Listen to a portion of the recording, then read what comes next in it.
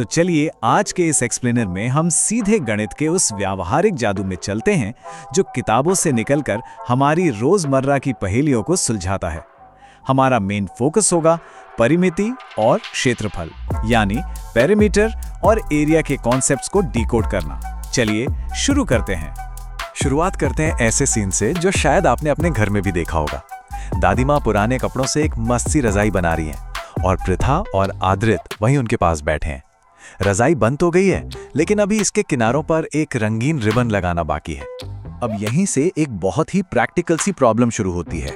रजाई के पूरे बॉर्डर पर लगाने के लिए आखिर कितने लंबे रिबन की जरूरत होगी? ये सिर्फ एक आम सा सवाल नहीं है, बल्कि ये रियल वर्ल्ड में मेजरमेंट या मापन की सबसे बेसिक जरूरत को दिखाता है। मतलब किसी भी चीज के बाहरी किनारे की टोटल लेंथ निकालना क्यों जरूरी है, ये इस सिचुएशन से एकदम क्लियर हो जाता है। अब जरा इन ऑप्शंस पे ध्यान दीजिए।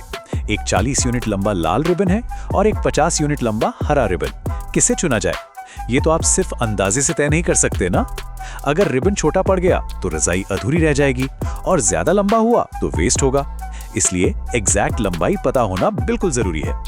और बस यही एंट्री होती है हमारे पहले कॉन्सेप्ट की, पेरीमीटर यानी परिमिति। आसान शब्दों में कहें तो किसी भी बंद आकृति या क्लोज्ड फिगर के किनारे की टोटल लेंथ ही उसका पेरीमीटर होती है। तो जब दादी माँ रजाई के चारों तरफ रिबन लगा रही है ना, तो वो दरअसल रजाई का पेरीमीटर ही नाप रही हैं। चलिए, किनारों की बात तो हो गई, अब थोड़ा अंदर चलते हैं। मेरा मतलब है सरफेस की तरफ। यहाँ हमारे दोस्तों को एक नया चैलेंज मिल गया है। वो अब स्क्वायर टुकड़ों से एक मैट बना रहे हैं और अलग अलग आकृतियों से मेजों को ढकने की कोशिश कर रहे हैं। अब बात सिर्फ बाहरी बाउंड्री की नहीं है, बल्कि पूरे अंदर के हिस्से को कवर करने की है। जब प्रीथा मेज को ढकने का ट्राई करती है तो एक बड़ा इंटरेस्टिंग ऑब्जर्वेशन निकल कर आता है। जब उसने ट्रायंगल्स यानी त्रिभुजों का इस्तेमाल किया तो वो एक दूसरे के साथ काफी अच्छे से फिट हो गए, लेकिन सर्कल यूज करने पर उनके बीच में खाली जगह छूट जाती हैं। यानी सर्कल एक फ्लैट सरफेस को पूरी तरह कवर करने के लिए परफेक्ट तो बिल्कुल नहीं है। इसके उलट जब आद्रित ने रेक्टेंगल और स्क्वायर ट्राई किए तो कमाल हो गया। ये आकृतियां बिना कोई भी खाली जगह छोड़े पूरी मेज को ढक लेती हैं, एकदम किसी पजल के पीसेस की तरह एक दूसरे में परफेक्टली फिट, कोई गैप नहीं बचता। यही छोटी सी एक्टिविटी हमारी अगली डेफिनेशन को क्लियर कर देती है, एरिया यानी क्षेत्रफल।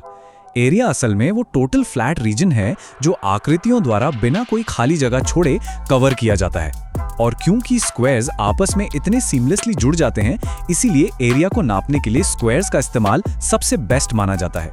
क्योंकि स्क्वायर स्पेस को कवर करने में इतने ज्यादा एफिशिएंट होते हैं, इसीलिए मैथ्स में 1 यूनिट लेंथ वाली साइड के एक स्क्वायर को यूनिवर्सल स्टैंडर्ड मान लिया गया है। इसे हम 1 स्क्वायर यूनिट कहते हैं। ये बहुत काम की चीज है, क्योंकि अब किसी भी सरफेस का एरिया बस ये गिनकर निकाला जा सकता है कि उसमें ऐसे कितने 1 स्क्वायर यूनिट वाले छोटे स्क्वायर फिट हो सकते हैं। इसे थोड़ा और प्रैक्टिकली समझते हैं। जरा इस स्क्वायर ग्रिड को देखिए। यहाँ क, ख और ग नाम के अलग अलग रेक्टेंगुलर शेप्स हैं। इनके एरिया का पता लगाने के लिए किसी हैवी कैलकुलेशन की जरूरत नहीं है। बस इनके अंदर के छोटे बॉक्सेस को गिन लीजिए और आपका काम हो गया। जब इन शेप्स को ग्रिड पर रखा जाता है तो हम सिर्फ देखकर ही बता सकते हैं कि कौन सी आकृति बड़ी है। जिस आकृति में सबसे ज्यादा स्क्वायर यूनिट्स होंगे, जाहिर है उसका एरिया भी सबसे बड़ा होगा, है ना। कंपेयर करने का सबसे आसान और ट्रांसपेरेंट तरीका। लेकिन एक सेकंड रुकिए, जरा सोचिए, अगर कोई मैट या केबल बहुत बड़ी हो तो क्या आप बैठकर एक एक छोटा स्क्वायर गिनेंगे? बिल्कुल नहीं, ये तो बहुत बोरिंग हो जाएगा। वहीं पर प्रीथा के दिमाग की बत्ती चलती है। उसे एक आहा मोमेंट फील होता है। उसे समझ आता है कि हर एक पीस को गिनने के बजाय जरूर इसका कोई तेज और स्मार्ट शॉर्टकट होना चाहिए। और वो स्मार्ट तरीका क्या है? मैट के सारे 24 अलग अलग टुकड़ों को गिनने की कोई जरूरत नहीं है। बस रोज और कॉलम्स को गिन लीजिए। 6 रोज और 4 कॉलम्स।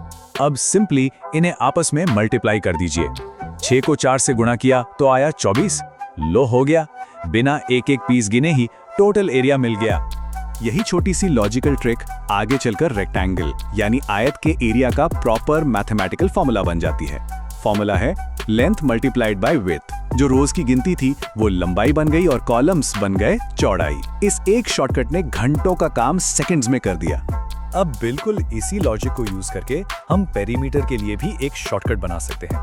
क्योंकि एक रेक्टेंगल की आमने सामने की साइड्स हमेशा बराबर होती हैं, तो चारों को अलग अलग जोड़ने की क्या जरूरत। पेरीमीटर का फॉर्मूला बड़ा सिंपल सा बन जाता है, 2 times length plus 2 times width. इस फॉर्मूला से दादीमा उस रजाई के बॉर्डर की टोटल लेंथ फटाफट निकाल सकती हैं। तो देखा आपने कैसे हमारी रोजमर्रा की छोटी छोटी जरूरतें इन मैथमेटिकल फॉर्मूलाज को जन्म देती हैं।